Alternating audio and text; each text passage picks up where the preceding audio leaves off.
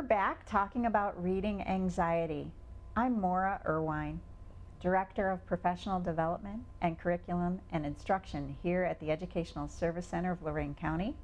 With me is Dr. John Zbornik, school psychologist at Wellington, also an employee of the Educational Service Center of Lorain County. What is a parent to do or a teacher to do if they suspect a child has reading anxiety?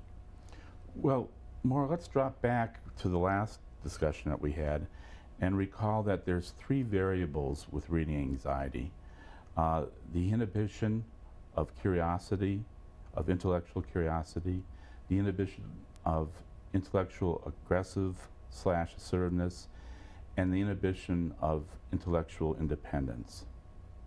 So each one of those variables, the inhibition of curiosity, aggressiveness/assertiveness, or independence, has specific factors that lend itself to specific types of strategies.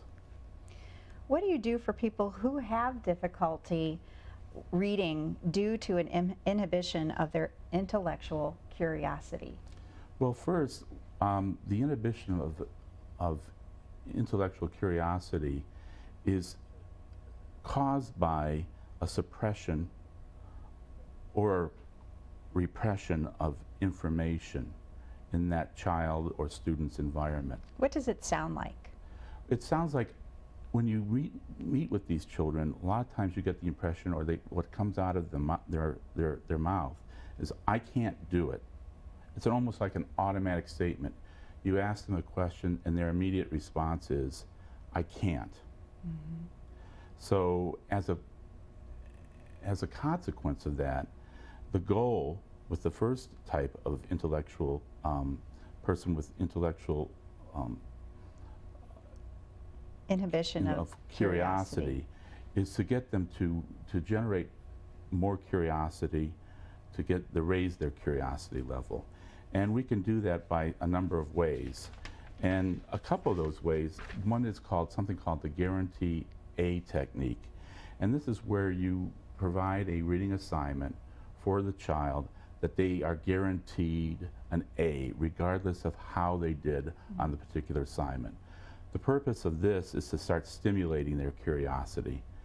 The second is to continue, and these people typically require continual praise, genuine praise, because a lot of times they don't get that in their environment.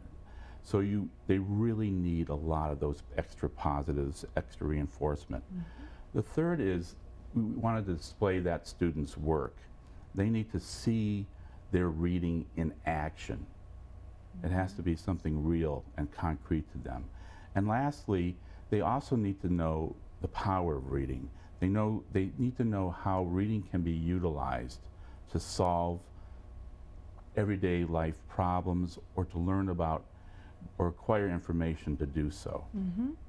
Those are excellent tips, and I think every parent and teacher would be able to utilize those tips. So let's talk about the inhibition of intellectual assertiveness and aggressiveness. What does that sound like? Well, it sounds like the student would say something like, "I can read, but you can't make me." So they have the capacity to read, but they don't want to. Typically, these are students who have a very difficult time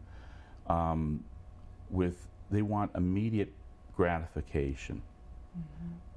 They can't tolerate much frustration. So the goal, instructionally, is to begin to get them to tolerate and to delay their gratification. And we can do this in a number of ways. One is we have to de-emphasize reading as a drill. Mm-hmm. So they have to look at reading more as something for pleasure. So personal interests are important, comic books or things that they enjoy to read. Mm-hmm. Those are the kind of things that we need to do to get these people stimulated again. Personal interest topics, but then have them grade some of their own assignments to give them some power over the reading process. And then finally, many of these students respond to reading friends. Typically a high status person, maybe an athlete at the high school or something or someone who's well respected so that they can join this person, and they can see that reading is not something that only a few people do, but everybody does, and have them be empowered in that way. Again, fantastic suggestions. I love the opportunities where they can begin to build their stamina and see that they have some positive things that can happen. Love the friendship idea. What do you do for people who have the inhibition of the intellectual independence? Well, typically people with an inhibition in intellectual independence are those people who come from environments in which somebody is doing everything for them or absolutely nothing. So as a consequence, they have very little self-esteem and confidence in their ability to read and or to learn. So with this particular situation, you want to first begin, you don't want to like just throw them into the pool and have them learn to swim for the first time. You shorten their assignments. You give them a little bit at a time and then gradually increase those assignments. Second, you want to pair that student with a peer, somebody that they can work with, someone that they can, and that's kind of like the previous inhibition of aggression, but again, to pair them with someone so they can work together. Third is to limit the number of questions that they ask. Typically, these students are constantly asking the teacher for clarification for almost everything. And because they have a very difficult time doing anything independently. So we want to try to reduce, we never want to like suppress questioning in education, but I'm talking about neurotic questioning just to say something to make them alleviate their anxiety. So typically, you might want to give them 3 tokens in the morning, 3 tokens in the afternoon. Every time they ask a question, you take a token away. But you give them time then to build up their tolerance to manage their anxiety, and then to stay more on task on the reading assignments. And lastly, you want to involve these students in the selection and design of their own assignments, so that you kind of like empower them and give them some independence that they have not experienced before. Now, are there strategies that cross over all 3 categories? Yeah, I guess you can tell by when I'm talking about these that there's a lot of similarities. So in terms of the inhibition of curiosity, aggression/assertiveness, and independence, there's a lot of overlap. So you very rarely you find one person with just the inhibition of curiosity. Sometimes it's a mixture, and most of the times it's a mixture. There's what they call comorbidity of this particular disorder, so that these strategies can have impact regardless.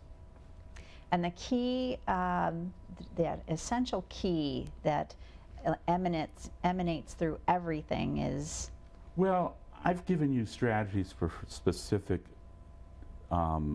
difficulties in terms of the inhibitions of these particular intellectual variables. But the whole thing that really brings it all together is the relationship they establish with their teacher. We have something in psychotherapy in which we call the therapeutic alliance. And that is when the psychotherapist develops a trusting relationship with the client will change. And time and time and time again, we see that the research indicates that regardless of the skill or what type of therapy that person practices, the most important variable is developing a trusting relationship with your client. Well, this is actually the same thing in education. We have to build an educational alliance where the student begins to develop a trusting relationship with the teacher, what they would call identification. And when this identification process takes place, and it's a positive identification, a lot of times students will bend over backwards to please that teacher and vice versa. So there has to be a similarity of fit between the student and the educator. We hope that you've enjoyed talking about reading anxiety, and I want you to know that we have a team of experts that work here at the Educational Service Center. So if you're a parent, a teacher, a caregiver, and you're looking for more information, please contact the ESC of Lorain County. Thank you.